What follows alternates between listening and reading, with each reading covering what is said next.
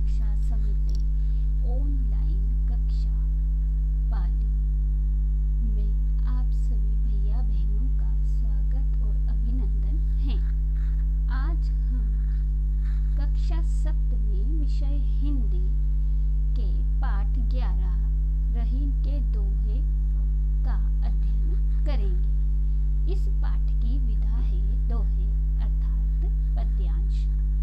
इस पाठ के कवि हैं श्री रहीमदास जी। कक्षा सप्तमी की पाठ्य पुस्तक बसंत भाग 2 के पाठ 11 रहीमदास जी के दोहे के अध्ययन बिंदु निम्नानुसार हैं। पहला अर्थ और व्याख्या, दूसरा शब्दार्थ, तीसरा अभ्यास प्रश्न।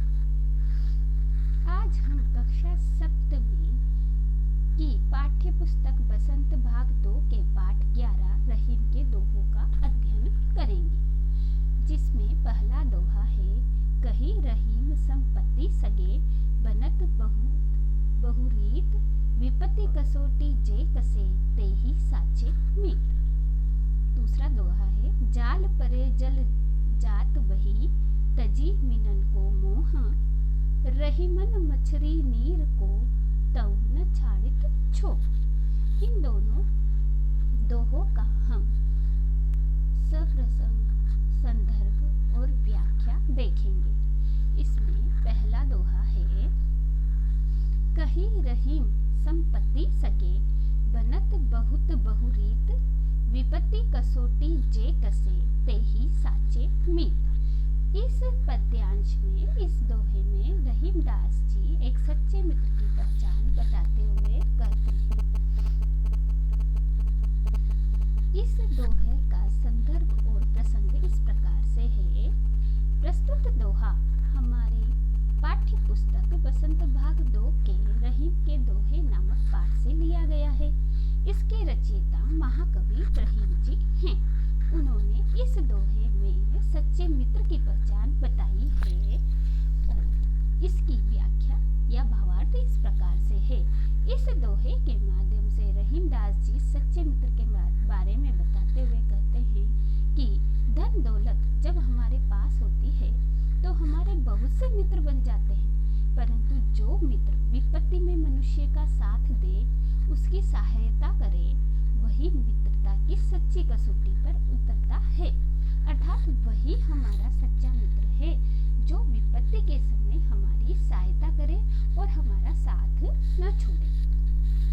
रहीमदास जी का दूसरा दोहा है जाल परे जल जात बही तजी मीनन को मोह रहीमन मछरी नीर को तउन छाड़ते छो। इस पद्यांश में या इस दोहे में रहीमदास जी मछली का जल के प्रति प्रेम को व्यक्त करते हैं। इसका संदर्भ और प्रसंग इस प्रकार से है। प्रस्तुत पद्यांश हमारी पाठ्य पुस्तक बसंत भाग 2 के रहीमदास जी के दोहे से लिया गया है। इसके रचयिता महाकवि रहीमदास जी हैं। इस दोहे के माध्यम से रहीमदास जी ने जल के प्रति मछली के अनुराग या प्रेम का वर्णन किया। इस दोहे की व्याख्या या भावार्थ इस प्रकार से है कि इसमें रहीमदास जी कहते हैं कि जब जल में जाल को डाला जाता है तो मछली को जाल में छोड़कर जल तो चला जाता है, किंतु मछली जल का मुंह नहीं छोड़ना चाहती, इसलिए पानी के अभाव में तड़प तड़प कर मर जाती है। अर्थात कहने का तात्पर्य है कि जल तो मछली का साथ छोड़ देता है, परंतु मछली का जल से अत्यधिक अनुराग या प्रेम होने के कारण वो जल के अभाव में अपने प्राणों को त्याग देती है।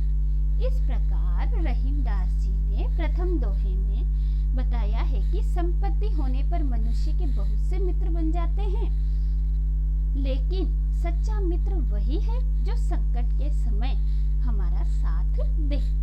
इसी प्रकार दूसरे दोहे में कवि ने मछली के जल के प्रति प्रेम को आदर्श प्रेम बताया है, क्योंकि जल तो मछली के जाल में फंस जाने पर साथ छोड़कर बह जाता है, लेकिन मछली जल से अलग होते ही प्राण त्याग देती है। इन दोहों के शब्दार्थ इस प्रकार से है।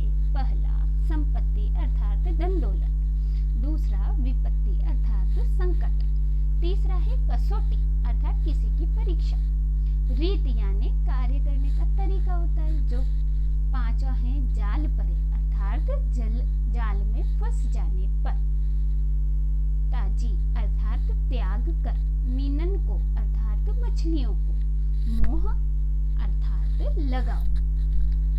रहीमदास जी के प्रथम और द्वितीय दोहे के अभ्यास प्रश्न इस प्रकार से हैं, जिन्हें आप सभी भैया बहनों को अपनी उत्तर पुस्तिका में लिखने हैं। पहला, लोग व्यक्ति के मित्र कब बन जाते हैं? दूसरा, सच्चा मित्र किसे कहते हैं? प्रश्न नंबर 3, जल और मछली के प्रेम में क्या अंतर है? चौथा, जल से बिछड़ने पर मछली क्या करती है? पांचवा, जल किसका मुंह छोड़ देता है? इन सभी प्रश्नों के उत्तर आप सभी भैया